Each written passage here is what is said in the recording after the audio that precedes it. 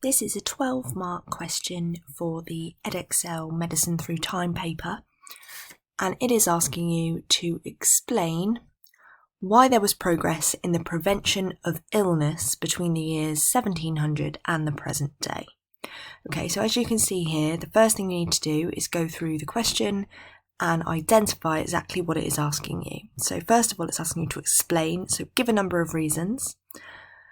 Why there was progress, so looking at how things have changed and why they've changed for the better, so how they've improved in the prevention of illness, so from stopping illnesses spreading. Okay, that's what it's asking you, and it's giving you the date range of 1700 until the present day, so you need to bear that in mind when you're answering your question.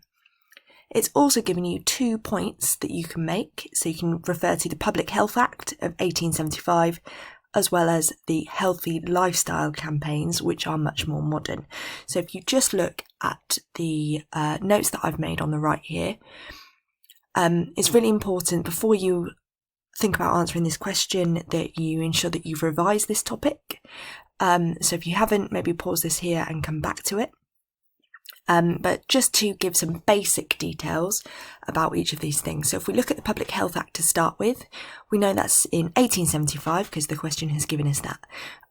We need to think about, before you begin anyway, exactly what is going to be covered within that. So the main thing at this period in time was trying to prevent the spread of cholera, which is a waterborne disease. As people were becoming more and more aware of how germs were spreading, they started to think about how they could create a more sanitary environment. Okay, so this is all about water.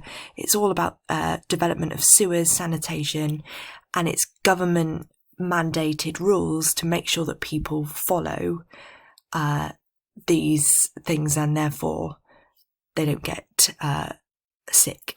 Okay, so trying to prevent illness spreading. So going back to that point that was made in the question. Secondly, we can talk about campaigns. These are much more modern. So you've got things like Stoptober, which is a government policy to try to convince people to stop smoking. Change for Life, which is all about ensuring people know what they're eating and trying to tackle obesity by encouraging people to move more. And then we've also got the NHS idea of couch to 5K as well, to encourage more people to exercise more often. So those are the 2 things that you can mention that have been given to you by the question. The third one you have to do for a 12-mark question is that you need to come up with your own bullet point. Okay, if you do not give a third point, you will lose marks. You will get capped. Okay, so you must come up with a third bullet point that's from your own knowledge. So I've gone with vaccinations, very topical at the moment. Because these were pretty significant in causing knowledge in the prevention of illness. Okay, so Jenner is obviously the person that we most associate with that and his breakthroughs in terms of smallpox, and then that led to Pasteur and other kind of scientific breakthroughs in terms of vaccination. So, in terms of your points, these are going to formulate the ideas that you write about. So Public Health Act, campaigns and vaccinations. Okay, however, if it was me, I would probably do it slightly chronologically. So this would be my first point, this would be my second, and this would be my third. Okay, because we're looking at prevention through time. So if we look at this first paragraph, which I've put for you, we'll just go through and outline each element in terms of a PEE paragraph. So point being in blue, evidence in green, and explanation in the rainbow pen. So the point that we're making is that Jenner's discovery was significant in laying the foundations for future prevention of illness. Okay, and this is all about vaccination. This is our first point. Okay, so evidence that we are giving to support this. He was a trained doctor and observed how smallpox worked before creating the first vaccine. Okay, so the first vaccine for smallpox. The government made vaccination for smallpox mandatory in 1872, which led to a reduction in cases and inspired other scientists and Pasteur to develop vaccines for other diseases too.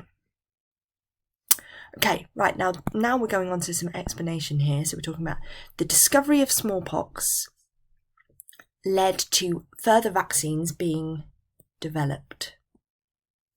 And a number of campaigns were launched to encourage people to get them.